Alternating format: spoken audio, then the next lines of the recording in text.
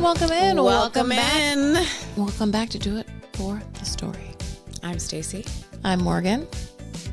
And yeah, welcome back in, folks. It's been 1 week since you looked at me. I just immediately jumped in my head. No, it's just been, we're a little off. We're a little off. Because today, the day we're actually recording this is a Monday. It's a Monday evening. And the reason why we're doing that is obviously for scheduling purposes, but Morgan is a single this week.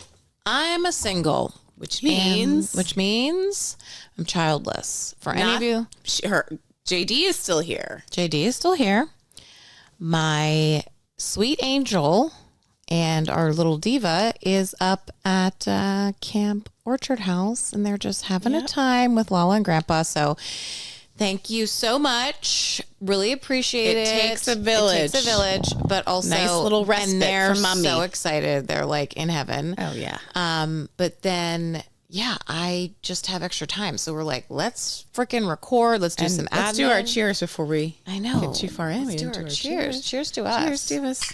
Love our vibrations. Vibrations. And as we say that, cheers to us. Let's do a double cheers because this is the last episode of season 1. Oh my gosh. And I want to just say it has been an absolute experience of a lifetime to do this with you. It has been so fun. Oh, diva. Yeah, it has I been. know. I've had a blast. It's been so fun. It's been a lot of fun. And I am so glad that this is shout out to one of our main listeners, our good friend Andy, who he probably doesn't even remember this, but years ago when I tried to start a blog and, as we were actually right before we just started this episode, we were talking about how, hard of a time I had reading as a kid. So, and Morgan, yeah. Yeah. So to think that I was but I was just trying to be creative, try different things. But to think that thought I was going to be able to keep up with that and want to. The writing, I am much more a verbal. Same. And so am I. And I never had a problem with writing or reading. I actually was, fun fact, I am a journalism major. Yeah. No, Mass comm, and Stacey focus in journalism and new media. But the thing is, that was part of the track. I didn't want to do writing journalism. I wanted to be a broadcast journalist. Right. So I then got my certificate in broadcast journalism. And then I also got my minor in electronic media and film. I didn't want to edit. Mm-hmm. But it's that's good why that we have you, Brad. Yeah, that's why we have you, Brad. I was not, fun fact, Brad, I'll be honest. Brad is our producer. I'll tell you.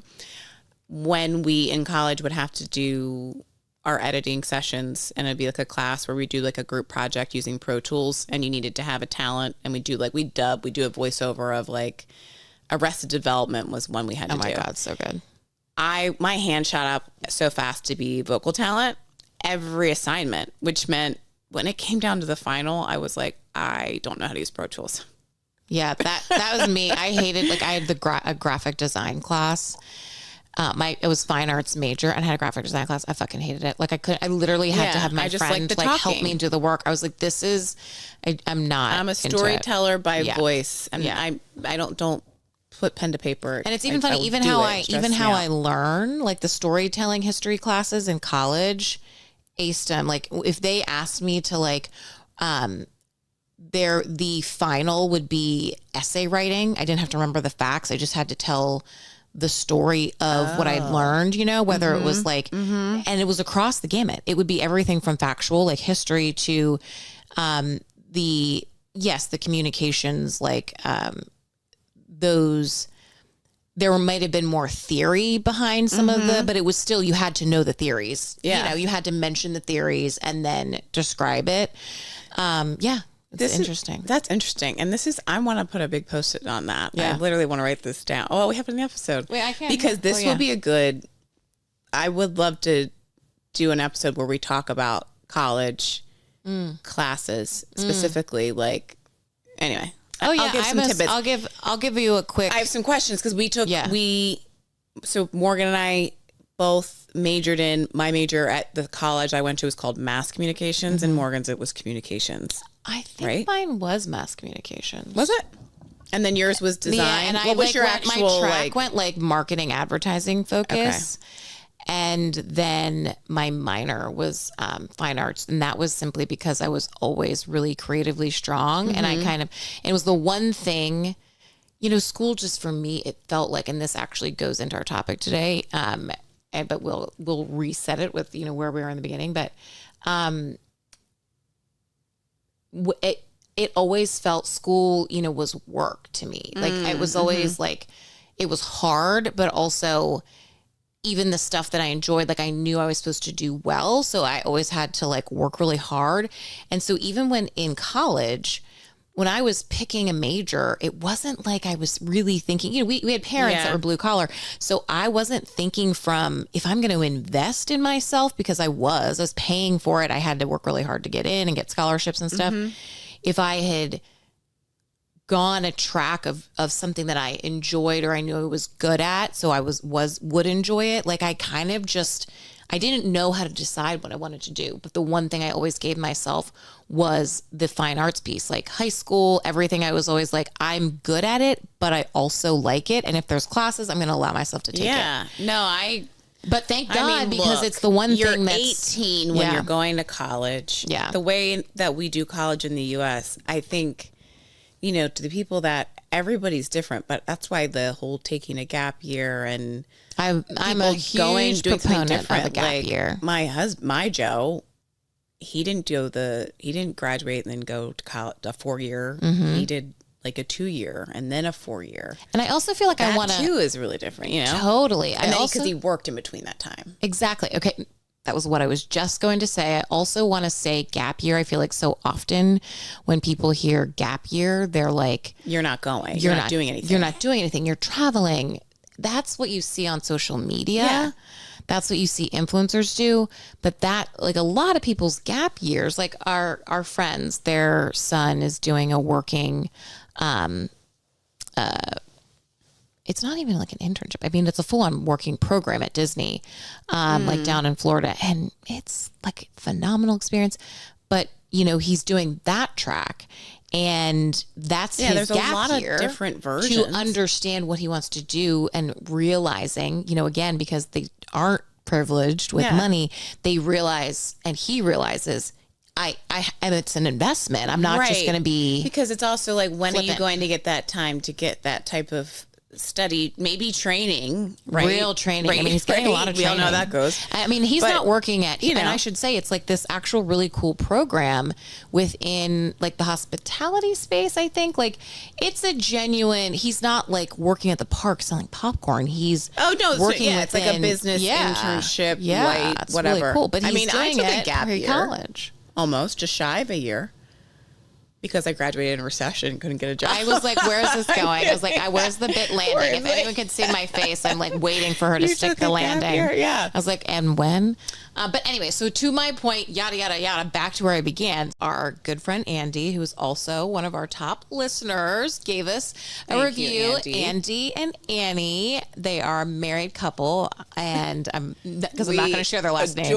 We adore them. And but we said we give a shout out. If you told us that you gave us a review. And they gave it, if you told us you gave us reviews. So they're getting a shout out. Those are our giveaways now, guys. Yep, they're getting a shout out. And Gabby, our love friend, we've been friends with Gabby. Darling Gabby, since she was a greyhound. God, exactly. I was probably I was 16. With Lynn's. I've been friends with Gabby since I was 16. I'm now 40.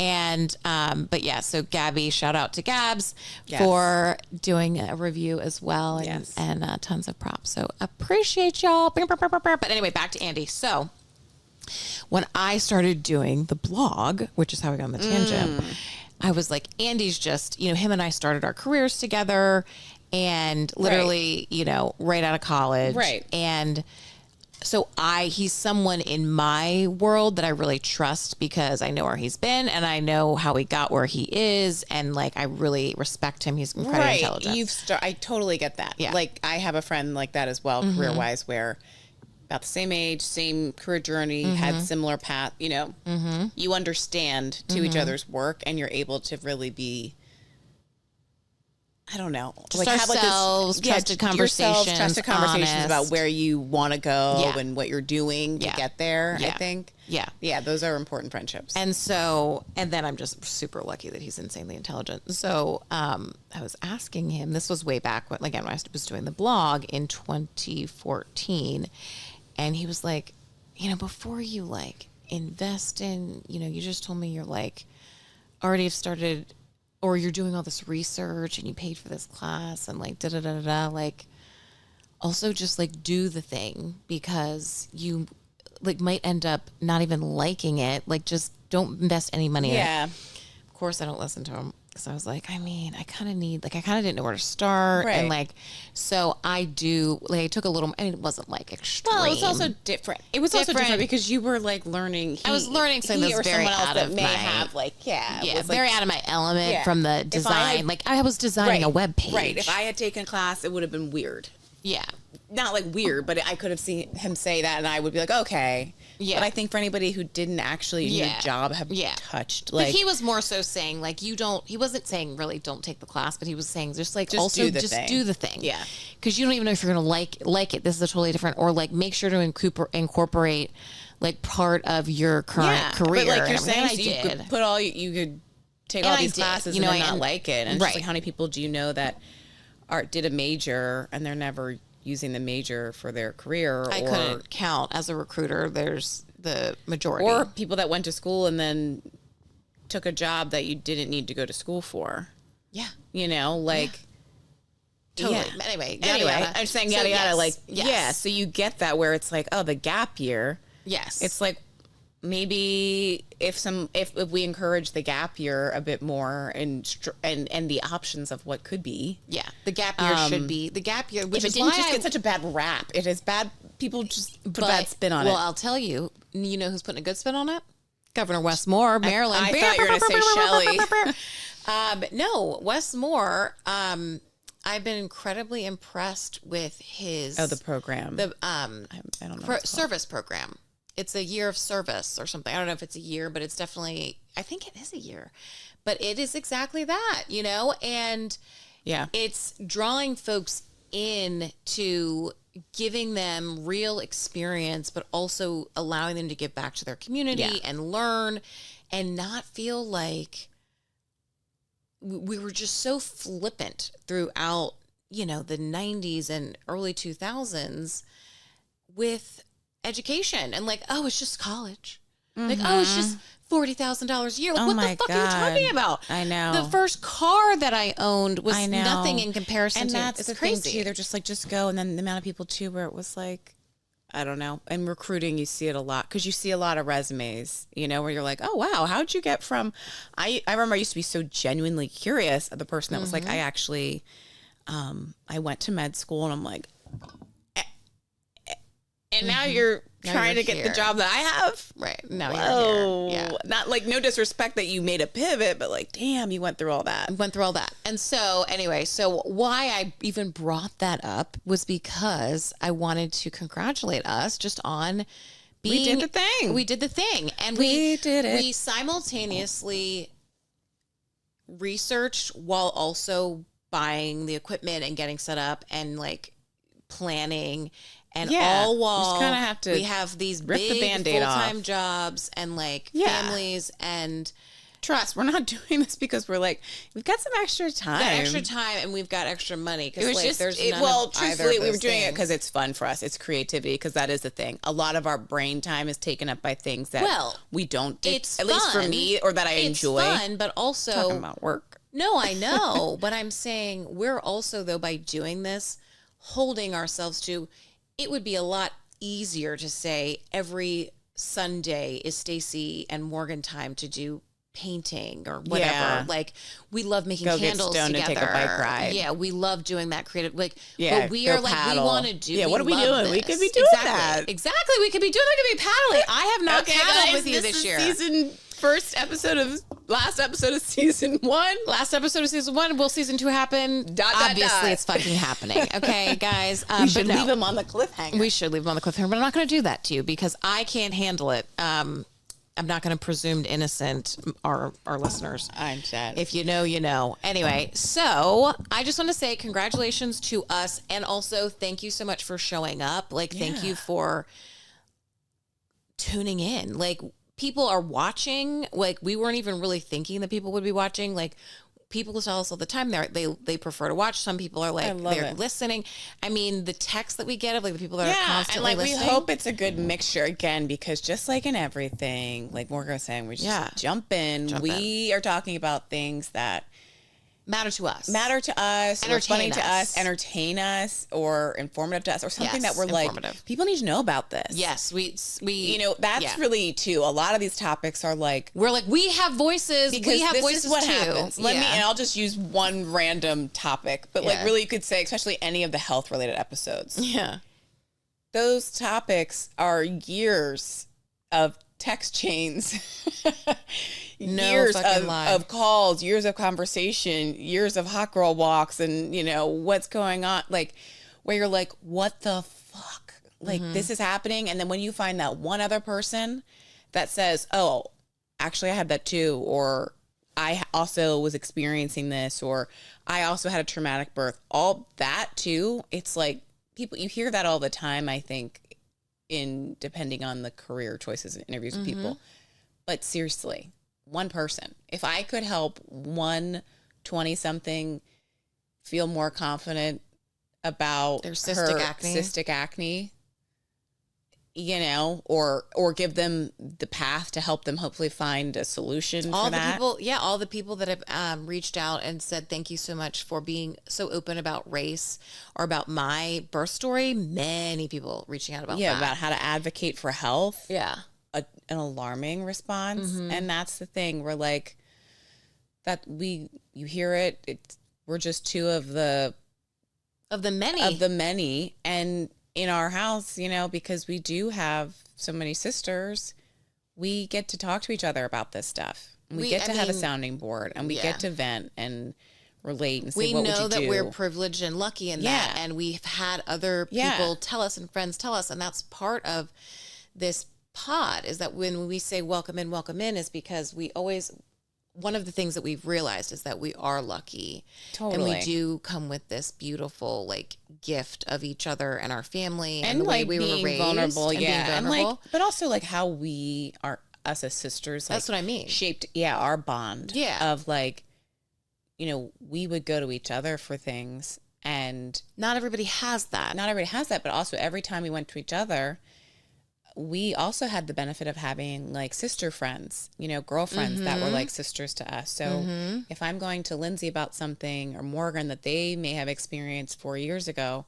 they're also basically like, I'm getting a sampling of other advice and crowdsourcing they've had through their friends. We've been doing deep, yada, yada, yada. We've been doing deep crowdsourcing for years. Yes. And that's why we're like, we're 40 something women. And this went in the blink of an eye. Like, I look at you and I can close my eyes right now and be like, okay, I am on Wisconsin Avenue and I'm on top of a bar and I'm drinking, and like, it's like yesterday. Yeah. You know, and I'm saying it goes by in the blink of an eye. Seriously. And don't take any of that for granted. And I want to share that. I want to share that. Perfect segue into kind of how today too. It's like we want to share that, but like Morgan's saying, you know, when she says, I look at you and I'm thinking of Wisconsin Avenue, to be clear, she was the one on top of the bar. Now we both were at different times, but I was always, there was the specific Wisconsin Avenue, consistent. But it was just one of our bits. It was like, get on the bar, get on stage. That was always one of our goals. Have fun. And that our do 20s it for the story. Were also so do it fun. For the story. And I think what was unique about us as siblings is because even with, you know, some of my other friends, when their siblings are super close, we lived, so Lindsay, Morgan, Kiki, and I, we all lived in DC from all together at the same time from 2000. I guess Kiki was actually there. Yeah, 2011. Definitely where the overlap was there. Kiki moved in 2011. 2011 until Kiki is still in DC. But I left in 2019 and you guys left in 2014. So we had a solid, what is that, 3 to 4 years together? 4 years. It's really kind of 4 because... But the other thing was, even before, Kiki, yes, moved down later, Lindsay and I, we should set the tone of Lindsay and I were together in the city since she moved to Rockville in 2006 or 7. I started immediately going down there and hanging out with her and staying with her and doing the DCing with her, and then got my own place. Because you were commuting. I was commuting, and then I got my own place. So, you were commuting and staying down there, and I did the same thing. In 2010, I start commuting, and I'm crashing on your couch. So it was a lot of, that time felt like it was a really we were long always time. doing, like, if there was a concert, festival, just friends, big party. Yeah, we were kind of... DC together. Right, and if Morgan and Kiki, or Morgan and Lindsay were in DC, Kiki and I went to college together. Right. And then when I was living at home and then she was in Baltimore, I was always there. You were coming here. We were and going then we there. were going, So we had this unique thing too, that we're all, living in the same area. Again, same thing where our friend groups overlapped. Yeah. And in that same thing of crowdsourcing, it's like, you're seeing so much, you're going through so much. And so we were talking about this the other day because we were explaining, someone asked, where did you guys live in DC or something? Where did you grow up? And yada, yada, yada. We lived in DC together. Right. And so we were explaining that dynamic of how it was for a while, the four of us older sisters living in DC. And now obviously Morgan and I live like a 7-minute walk from each other. But it made Morgan, I think, when we were talking about topics and content, like, oh my gosh, we joke now. At least one of my things is always, I call it crystal ball game. Like, if someone could have shown me this clip right now of my life, 6 years ago, 10 years ago, we would have been like 4 years ago, when you're in this situation, to be able to see like, young Stacey, it's okay. Okay. You're going to be able to live in a place where you don't have to worry about, are there bed bugs? Is somebody going to knock my door down? And not only live there, but own the home. Yeah. Own a home with a yard and a nice car. And I'm serious though. No, but it is. It was a grind. It was a grind. And an absolute grind. We thought in our 20s, there was no way we would sit around and be like, there's no way we will ever own homes. I cried. No way we will ever have that. Anxiety I had around, like we talk about like our first apartment. Like, so we should let's set the scene. Let's set the scene. Okay. So Lindsay, me, Stacey, Kiki, Stacey should be the order. All lived in studio apartments on Wisconsin Avenue between these two different apartment buildings in Glover Park. So we bookended the Russian embassy. Yes. I lived in the Carolyn house in a studio apartment. What was that? She got that money. Yeah. Rent was like $100 more. It was $100 more. I splurged because I needed the extra closet space. My rent was $10.28 when you moved in. When I moved in. And my goal was to pay like $9.45. I can't imagine. To pay like $9.45, and then I saw this apartment and it was just so much safer, so much cleaner. And it had these amazing walk-in closets. Yeah, it was a cute apartment. I just, if you know, you know. And it had a great rooftop. Insane rooftop. We'll have to tell all those stories. Yeah. I mean, that was my move, man, the rooftop. Yeah, let's say that for another one. Let's talk about dating. But yeah, so we live between these two apartment buildings at bookend the Russian embassy. And we each have our own studio. Now, we could have totally gone in and gotten a house together, but like you have to understand, in DC, what we would have been able to afford would have been 2 bathrooms. And remember we played with that idea? Exactly. And we played with that idea, and mom and dad were even like, oh, maybe we should like invest in a property and like you guys pay us rent and then we were like, you know what? No, this is our time to each have our own place. Yeah, our own place, which thank God. And we're bathroom all and very close. We knew we're still we were siblings. So into each other's lives too. Yes. Yeah, that you're also then you're in the part of your life where we're dating more, where there's no parent to step in to, and there's no coach, there's no referee. Right. Not that we were fighting, but there's nobody to be like common denominator, you guys. And that plus we did, at one point look at that one house, which it worked out, then we didn't get it. And even the landlord, crazy. he was like, wishing we had been there earlier, because he was like, I think it was guys that he was renting it to. It's a beautiful home. And now I can't even imagine the rent of the place would have been insane. And we looked at moving in, all of us, but it wasn't a good time. It was like, the money just was because I was looking for a place in Kiki, and we looked at this house, and the money that you would spend on the house, your own personal space, all of us living in a studio to have your own bathroom and still your own space. Like a little kitchen, and like we were studio life. The dishes and all the things you have to monitor on each other. It's different when it's a roommate, when it's your sister. Then you feel the like you're able to say, "Bitch, clean up your stuff." Exactly. And I was, after college, I had a great experience with all my roommates, like as people. Yeah. But I, just like you're saying, that it's different when you have a sister, especially when I grew up being Kiki's roommate, who's like super clean OCD. And I was not Jinx's that person. Roommate. I was Lindsay's roommate. But I grew to be that person, when you are on your own, that I'm like, I just, I got to be the one to handle this. Yeah. And I handle it when I want to handle it. And it's that, honestly. And so the other piece of it too, that like I'm glad about as well, is that not only for that sibling dynamic, but also for the independence. Oh, totally. Like really owning, like, think about, we would have just fallen into, and even if we had done roommates, but also especially age order, we would have fallen into. Oh, absolutely. It would have been Lindsay would have been paying the rent, and we would have been giving her a check. Kiki's always going to go to the grocery store. Yeah, like me and you are going to always host every fucking party. I'm probably on like cleaning. I'm probably cleaning. Yeah, exactly. You're like, we're absolutely. You guys, I'm organizing. I put together a whole chart.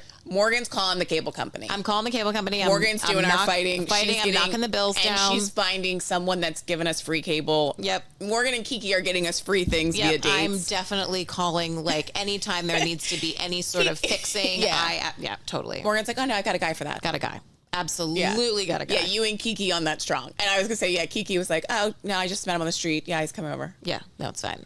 Totally. But anyway, that didn't happen. We had our own studios, but I will say, that just to tee up a little bit, not set the scene a bit more. Yeah. So Morgan lived in Carolyn House on the one side of the Russian embassy, and then Lindsay, Kiki, and I lived in Highview Towers. Highview Towers. I love the name. I know, Highview Towers. On the other side of the Russian embassy. And if you know, you know. A couple of my friends, we shared that Highview Tower experience.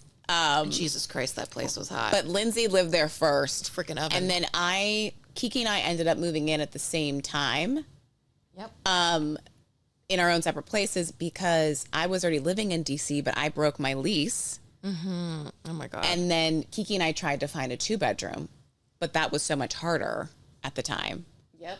Because it's the same thing. We would have done the same thing. Kiki and I knew we could live together, great, but we would have fallen back into that college dynamic where, the apartment would have been spotless. Bathroom would have been clean. Kiki would have been cleaning. Yep. Doing cooking. And I would have been like, I'll give you cash. Did you go to the grocery store? Yeah, exactly. And, but so again, to continue to just like set this, but not only set the scene, but also when we were prepping for this episode and we were laughing about how we had, this new friends that we had met, we were explaining this. And so then Stacey and I are thinking about the stories, but also then we were thinking about, if I knew then, the things that were stressing me out in my 20s, and to really understand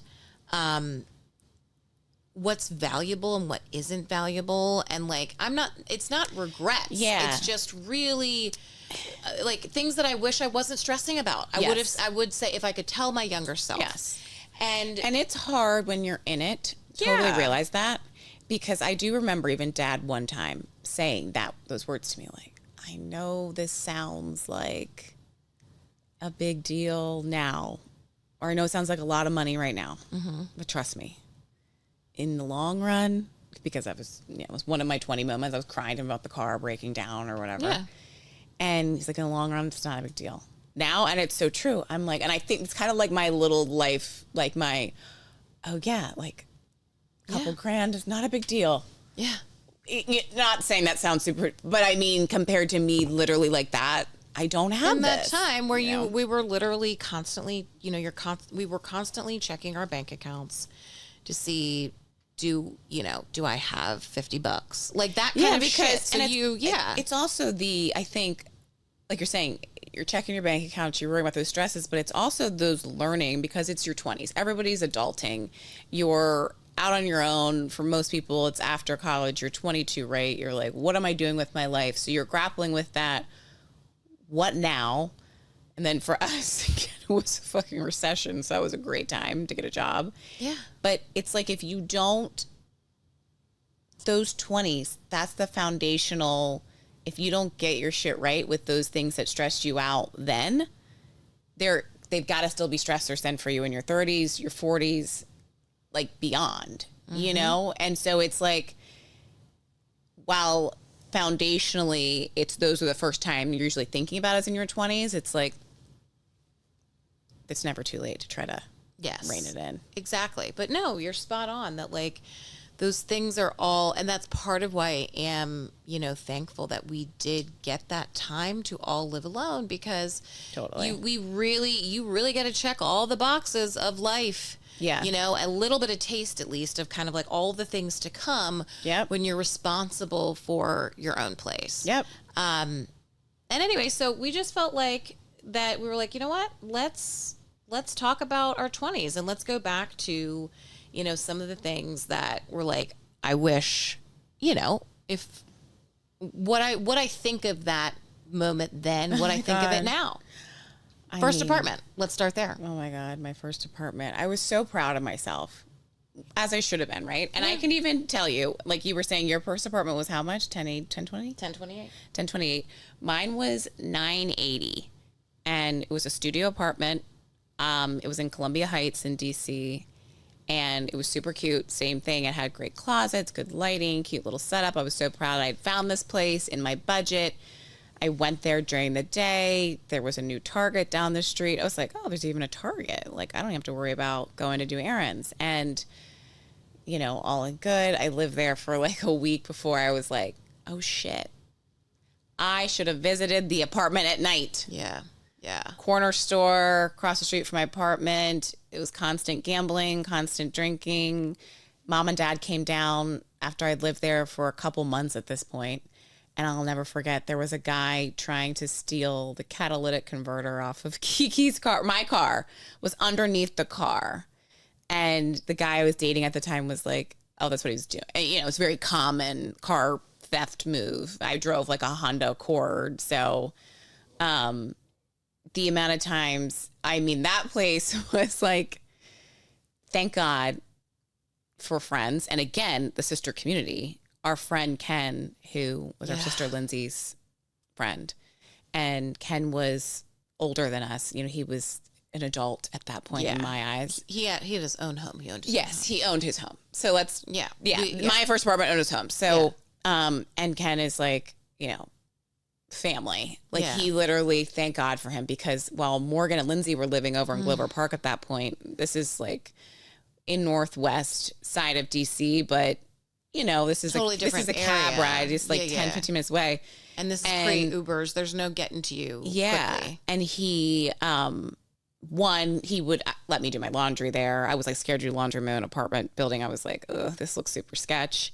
He would let me park my car there, especially when he wasn't there. Like he had a carport. Mm-hmm. But I'll never forget one night in particular, I was coming back to park on the street. And my building, there was like 2 apartment buildings for the apartment complex. And the building I lived in came to a point at the corner. So anyway, you could go around the back of the building to find parking, right? It was like a one-way, one of those do a loop. And I'm coming around the building trying to park, and a guy walks out in front of my car, and it was raining. And I remember he had on a hooded sweatshirt, and he stopped, and I'm like, okay, I'm not reacting. And he turns and pulls out a butcher knife. Oh my God, I fucking forgot about this, but this was horrific. And he looks me dead in the eye and is like, he kind of points it at the car. At this point, I can see this guy is like, I don't know. Even with it. Probably didn't even. Yeah, I don't know what he's on, but I'm also like, Blacked to have a butcher knife, it's one thing. And then he turns and he looks at the apartment building, like adjacent, and there was someone that he was like pointing it up at them. But at this point, I'm like, what the fuck? I freak out. Thank God the guy I was dating at the time he was like visiting for the weekend, was in the car. Oh, thank God. But I like am frozen. I'm like, oh. And so I called Ken and I drove over to his house, and I think I stayed there that night because Ken was out of town, and Lindsay, I think, he was in Australia or something, and Lindsay was still house sitting, and she came there that night to do her own laundry. It was like, I'm just going to chill up the house and just whatever. I think she actually was staying there to watch it for him. And so I just went and stayed in the guest room. Thank God. But that's when I decided it was time for me to break my lease. After this was many incidents I had at the building. Oh, many. And I'll never forget. I mean, you're talking about you moved out when it was violent. Yeah. It was also extreme bed bugs. Like that place was not in my apartment, but like in other units. Thank God, my neighbor, she happened to be same situation as me. You know, she's single, living alone, and also not feeling safe. And her and I also, when I moved in and we were like, oh, yay, cute apartments, we were splitting. We had talked to each other. We were splitting using the internet. Nice. One, because I couldn't. That was a whole other thing. But it also, like, they wouldn't set it up. They didn't even have internet, like, set up correctly there. I was, like, in this battle with Verizon. Yada. That ended up screwing up my credit. It was another 20 lesson. Whatever. Cable company. Leaving a bill open in one account. And then you're like, oh, that was done. I moved. And I'm not taking out any credit because I'm not buying anything, you know? And they're like, oh, your credit's been dinged. But anyway, just that living in that apartment, I was miserable. Like literally anxiety. I like couldn't sleep. Kiki would come and stay on the weekends with me a lot too and stay there. And even during the week, because she would commute. But my rent was $980. I was making $35K. My student loan payment at the time was like $270. My car insurance was like $88. And then, you know, I had groceries, going out, whatever. I was on a tight budget. Tight. I say the money because I remember at that age always being like, oh, even 5 years before me, this sister made more or had more. The headlines stay the same. You think when you're 20 right now, like, I'm not going to be able to buy a car. I'm not going to be able to buy a house. I'm never going to get out of this debt. And like, it doesn't look great, but you can figure it out. Oh, 100%. You can figure it out. And that's, I mean, I think that's what, God, that's what we're here to tell you today. It's like, yeah, I mean, it's tough. Like, it's tough in the beginning. You're counting the pennies. And that's the thing too, that I can't get a handle on, and we'll talk about this in, you know, as well in our next episode, but I also can't get a handle on like how much worse is it, you know, for the current generation in their 20s financially, because, you know, truly I see no things are more expensive, but I do see as a recruiter, the compensation's going up. I find it hard to believe that it's much different than me having 1028 rent and my base salary being like 25,000 and then, you know, being hopeful to make like 32, 33, 34, 35 with commission. Right. My first year. Like, you know, that's the thing too. And I think maybe it is that, I don't know, because like you're saying, everything is more expensive, but I don't know the comparison. Yeah. If it's really. Yeah. But I mean, you know, I think in the end, it's just, or not in the end, but like talking about finances, it's that it's always going to be tough when you're young, unless you're that lucky person that has some ridiculous, you know, career out of college. Like, you're going to have to budget. You're going to have to be, recommend cash in hand. When you were 22. Yeah. When you're like, okay, first apartment, you know, I have bills that I have to pay. How did you approach it? Were you like, I have a budget, I'm going to write it down? I had really specific. Like, I'm talking like the money was so tight that it was, you know, it was, and I, you know, sometimes look back and I'm like, I always was into clothing as a kid, even, I was always into, and I never minded like, going to like the little thrift store in town. But it wasn't until, I moved to DC and I had access to really go into like the vintage shops and stuff and the thrifting.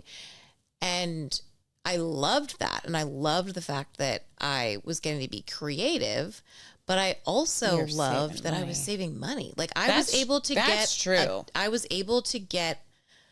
if it was something from Buffalo Exchange and I needed just a basic top from Gap, I was spending a couple bucks. Yeah. Like that was a lot of money saved. I could get a cute outfit and then I would find designer stuff. I mean, I paid $40 for a Dolce & Gabbana.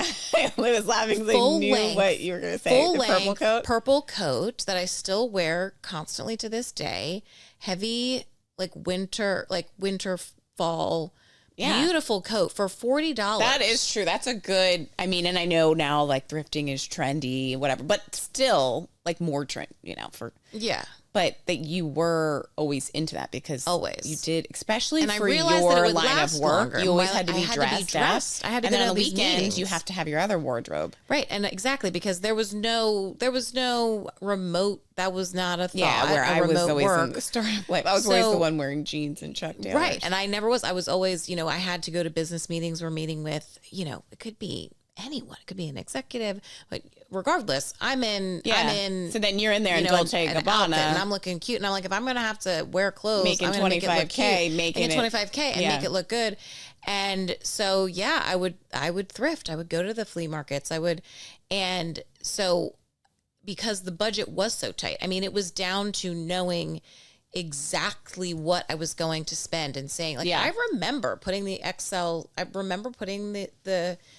whether it was Excel or it was just the list that Mom and I put together, I was like, do you think I can do this? Because I could not find a roommate. I remember, yeah. And I was like, and the roommate, some of the places where you even could live with a roommate, like the space was disgusting. Sharing a bathroom with someone you don't know. And I'm like, can I do this? And she was like, I think you can. And like, I figured, I'm talking about, I had such little money that I couldn't even pay to have my car license plates changed over and changed. You sold your car to me. Yeah, I couldn't. I didn't even sell it. I gave it to you. Yeah, you gave it to me. Yeah, because I was like, I knew took you over didn't the have payments. any money. Yeah, and I was like, That's this true. is a It was good very car, nice. which ended up kicking us in the ass. But it was Kiki still drives hers because that's what I thought I got. Yeah, I know. But we'll tell the lemon story another day. But I was like, hey, this is a good car. If you're still at home, why don't you take over the payments? And I literally would park when I had a car. I parked my car in this bank parking lot because I worked in Bethesda, Maryland. So in Bethesda at my job, because I had to go to all these meetings and drive myself around, I got a car space in the parking garage. That's right. So I would park my car at work during the day, and then I would park it in the bank parking lot at night because I knew. Oh my God, I totally forgot about that. Yes. And I'm telling you, I lived in the heart of the city. And this is how much of a hustler I was in that mode. I never was scared of it, that I was like, there's only 8 pages. There might have been at most 6 spaces. This is a DC bank. Yeah. And I confidently was like, I am always going to. Yeah, but did you have to set your alarm and get up? Because they would tow in there now. When it first, I was part of the problem. They did not tow for years while I was there because no one ever parked there. Okay. So I would park there. And then the other thing that I would do is if it was after, so the bank, was always closed by 5. And then the neighborhood parking would start, it was like 7 or something or 8. So I would park there. Then I'd move it onto the street. Then I'd move it back. Sometimes I'd leave it overnight. I had the routine down. I can't. The city parking, that was the best part of moving out of the city. When I had a car, like getting the car back, when I finally got rid of it. You get rid of, and that's why we got rid of our cars. Yeah, the parking game can't. But yeah, so it was, you had it down. I had it down to a science. And then when I, got laid off during the recession, no one's hiring people. I worked at a staffing agency. There are no jobs. So clearly, Right. And so we got scooped up by this other agency, and that's another story. But, who had no debt, so they were able to float through the recession. And so it became, I was like, okay, well, I'm still in a commission-based job, so, but I have a job and they're giving me a base salary. Like, now all I need is food. Now I need food. So I would make friends with the bartenders, always be super social. And I would, you know, be like, okay, I'm going to get, Lindsay and I would split like a sandwich and fries. And then they would give us free drinks all night. And literally, you guys would get like a rotisserie chicken and like a box of wine. Yeah, and like I would get a rotisserie chicken from Whole Foods. Groceries. And it would last for, I mean, a rotisserie chicken would last me for, oh my God, at least a full week. I could make eggs. Oh, same. Last. We would say that too. Eggs and lettuce last. And lettuce, because no joke, and this is not being like, when you were, I think it was my last, I had just graduated college. I was living at home and you had come home that weekend or something because we were going to have mom and dad were out of town. We were going to have a party or whatever. Yes. Okay. And I remember our friend James being like, oh my gosh, Morgan looks really thin. Like her arms are like nothing. And I was like, yeah, because she can't afford to live. No, I mean, literally, this was the like recession, eating y'all. Salad off of the Whole Foods hot bar because it's by weight. And that's what, so like, this wasn't just a time when it was like, oh, I was young and I had a young person's salary. I was young and it was during a recession, so there was no money. Everyone was poor. I mean, I was getting calls during this time from grown men. I felt so privileged and lucky to not have children. I was getting calls from 40, 50-year-old men saying, I have a family. I beg you, I will take anything, $15 an hour. I just need something where, because also through our agency, which it was a great agency that I worked for, because they also made sure to provide benefits to the candidates, because you could essentially buy into the fact that we were our own company. And so I had like good. Yeah, this is also. They covered more of 2009. They had to buy into it. Yeah, I didn't have health insurance when I graduated college. I shouldn't say affordable. Like, it wasn't, they weren't covering insurance like they were covering full-time permanent employees like me. Right. But you were able to buy into it, and they were giving you. Yeah, where your premium is not insane. Premium is not crazy, because this was before there was no Obamacare. Exactly. So we were a good agency to work for. Right. And it was huge. I totally forgot about that, because that is true too. Now, if you're Gen Z, that's another huge thing. You talk about what stacks up.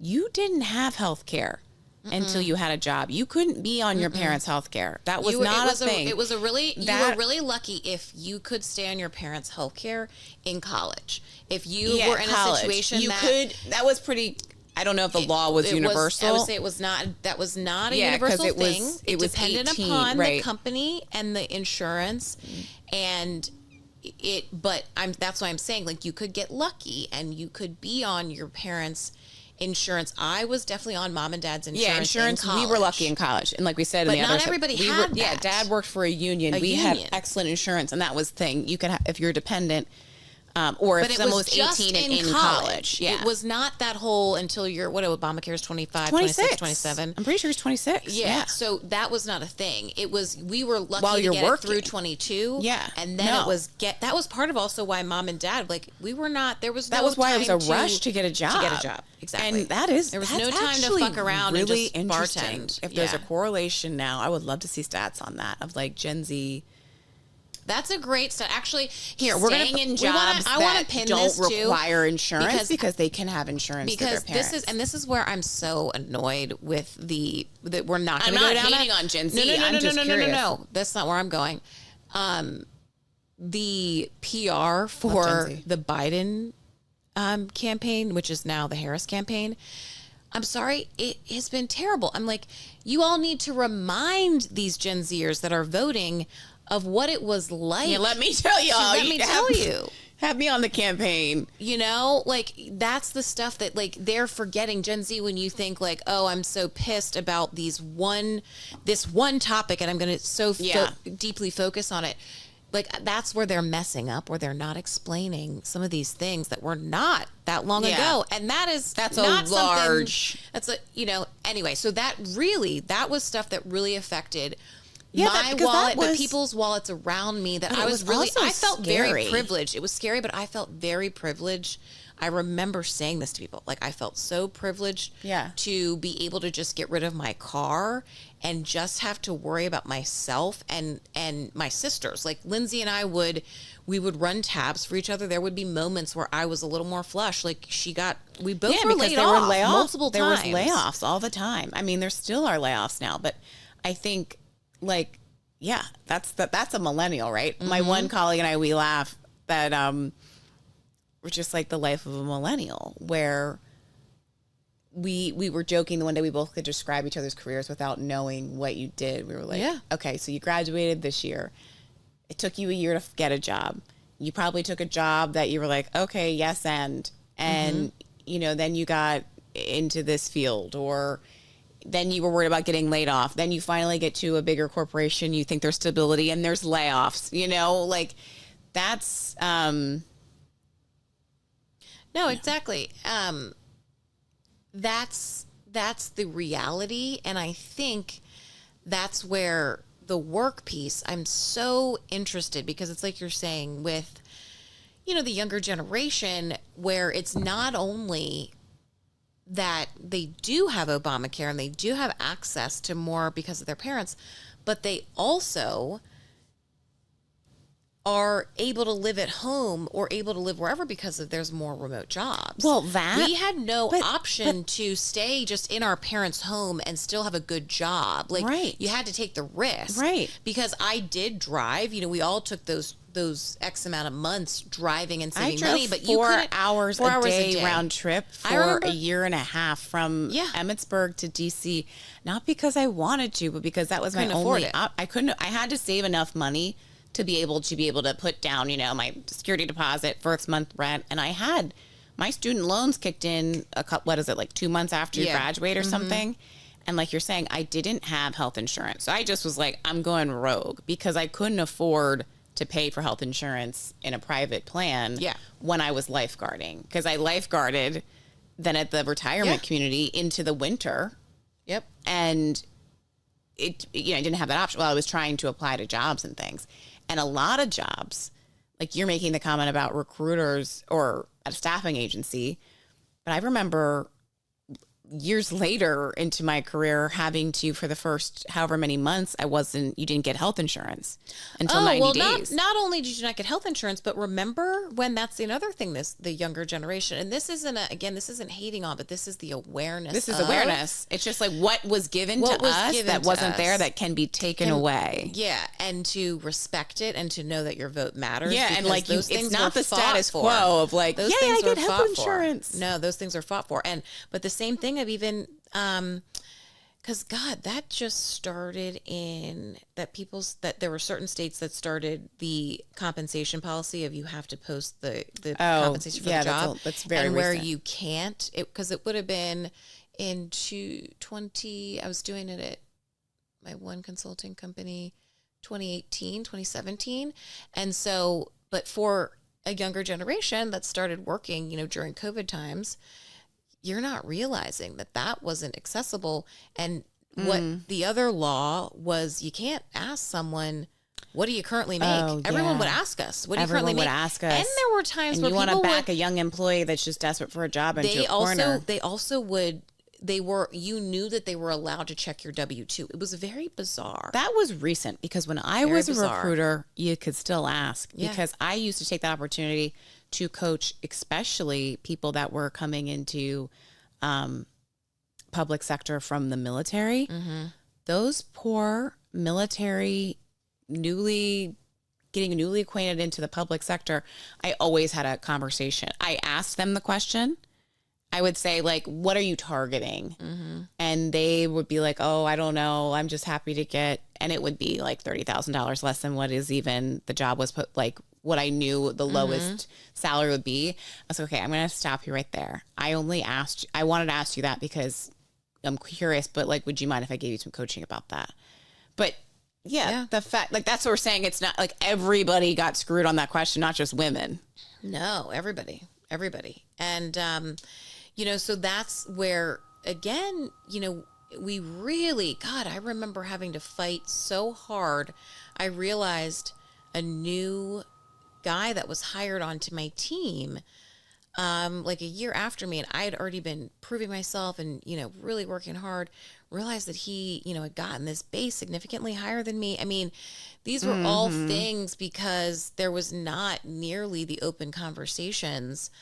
Anyway, so I say all of that because the work piece, like, I feel like that's a piece where if I could go back, it would be more open about compensation, do the research, don't just because they tell you on the resume, or excuse me, in the job description, what the job range is, the compensation range, doesn't mean that that's exactly what's going to be paid. Like, you still have to understand your research, negotiate. It might be lower, it might be higher. Yeah, what's on the job description is not Bible, you know? It's not Bible. And especially if as they go through the process, maybe they realize that the job needs to be changed. And, you know, there can be all these things. And I say that because just because it's posted, I feel like, you know, people need to understand they still need to develop confidence around having those salary conversations. Totally. But that's the thing too, when you're saying that about like confidence around salary conversations. And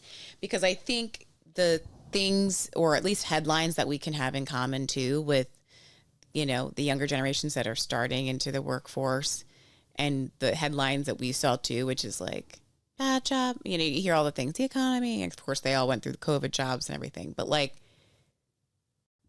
it teaches you how to be resilient. Because if you're starting when there's nothing there, when there's nothing on the barrel to scrape for, and you are applying to every job that you see come through that has like, I mean, I was just trying to at literally any job. If it said, if I was qualified, and especially if it was like must have a college degree. But the thing is, I wasn't just applying. Yeah, I mean, I didn't wake up and say, like, I want to be a recruiter someday, mommy. I was, like, recruited to be a recruiter, and then realized I could make money. Yeah. And I realized I couldn't, I was not going to be able to afford the bills. Chasing dreams. And I'm not saying don't do that, but sometimes it's like, sometimes you have to do both at the same time. And that's not just Gen Z. Sometimes you have to make... That's not unique. That's everybody. Again, that's what we're saying. Everybody. You don't figure it out in your 20s. Hello, here you are. You will still have an issue. If you don't figure it out in your 20s, you will still have an issue in your 50s if you've never figured out how to manage and confidently be financially independent. And how to hustle and get a different job. If you're like, oh, I've been at a job for 10 years. I hate being here. Money. Okay. At another job, do you have a gun to your head? Right. Like, are they... What's the Is it at will? Like... You know, but like, have a LinkedIn. Oh, yeah, exactly. Like, have a LinkedIn and make sure that your LinkedIn is always ready. People are like, of course, obviously. No, dude. No, and use the LinkedIn. Not just to, one, put yourself there. I always say get your ego stroked. Because if you're not on the menu, no one can order you. Yes. So it feels so great when you're not looking for a job and you get reached out to on LinkedIn by recruiters or whatever, or anyone, because one, it's like, okay, it's some confidence building, like someone else. But two, even if you're not looking for a job, I'm always like, especially if you haven't had to. Now, for me, I've had enough interview experience. I don't need to just randomly take an interview of something that I have no interest in. But for a lot of folks, that have been in a job, there's some people that like have interviewed twice in their life. Yeah. Or maybe have never interviewed. And that's, you know, but absolutely. And so, and I'm saying that like people that are way into their career. Oh, 100%. You know, or people that still aren't confident in interviewing that are way into their career, you know? And because the game is always changing, you know, that's a change up, you know, when we are now able to post the salary and all these things. You know, that's something that everybody's got to get used to. Yeah. But that's my thing too, where it's like, and I'm not saying this is unique because it is a hard market out there, especially it's probably, again, millennials. It's like, if you have the right amount of experience, harder, right, in some situations to get another job than just being like, we need anybody, you know, we need an intern level. It's always, but now you get paid if you're an intern. That's also another thing. I never got paid as an intern. It was so rare to see a paid internship. That's why I didn't fucking do them. Exactly. That was a privilege thing. I couldn't take off a summer and go to New York. Who was going to pay for that? I couldn't take off and live at mom and dad's and not work. I had to have, that was going to screw me for college. Right. But it's interesting though, because it is like you're saying, we're like, oh my gosh, we go through those moments. But me starting out, 2009 graduate, so it was a recession. You were started out right 1 year before the recession. Yeah, you were a recent grad hire exactly. in the recession. Got laid off. No money, losing jobs, trying to be like, what the heck? But starting your career at that point, you, like I said, you get that grit. You do become resilient. And then I joke all the time, but of course, some of it was the different industries I worked in, being with startups and whatnot. I joke that it's like, if you're always prepared to be fired or let go, that's where it is. That's the layoff. If you're always prepared for a layoff, then you're always prepared. And that's prepared because you can still be strategic even in the midst of a layoff. Have your resume up to date always. And always be networking. Always be networking. I've been laid off. That doesn't, but if you look at my LinkedIn, it looks strategic as hell because it was. Just because I was laid off. Right. I was always ready to be laid off. So I was always networked. I always had an idea of what the next move would be. Well, that's the other thing. And then especially once you get more under your belt, like when you are younger in it and you have that first layoff and maybe you've only worked at one company, you're going to have to do more of that cold outreach on LinkedIn for networking, right? Like literally use it as that tool. See someone in this industry or, hey, I'm trying to buy here. Like do that. Slide into their DMs. I mean, I hope that's a given by now to folks, but then as you get older, like I might not have to do as much cold outreach because I've got that network built up. So where you may be a person that's like, oh my gosh, LinkedIn, people treat it like social media now. I don't want to. Not everybody does though. I know. I'm just saying some people who don't have to really touch it for their jobs, because you and I are in industries when you're in sales and a kind of relationship management, you have to use LinkedIn. But other people could really completely avoid it for their jobs. And if you so that's fine if you're like, I'm on LinkedIn when I need to be, but then you better be over here in your other networks, in person and going to the things and, keeping yourself in shape is what I call it, like interview shape. Totally. But that's my only, now I can say that because I'm on the other side because I'm 37. Well, and it's not. Oh, absolutely. It took a long time to get here. Let's just say that. A long time to get there. But also what I want to say is, well, yes, my moves have been strategic, and you're like, well, that's great that you you found something you were good at and you wanted to do that.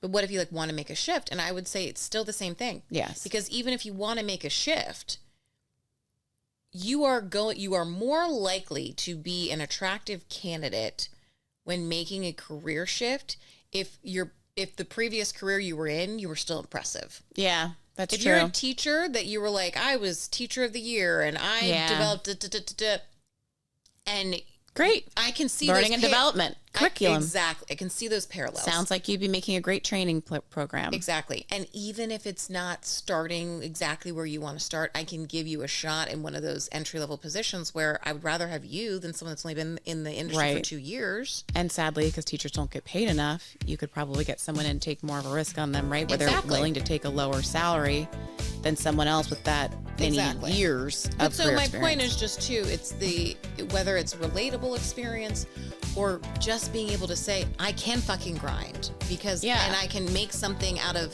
it's like this. It's like, truthfully, it's like what I think about for us with this podcast.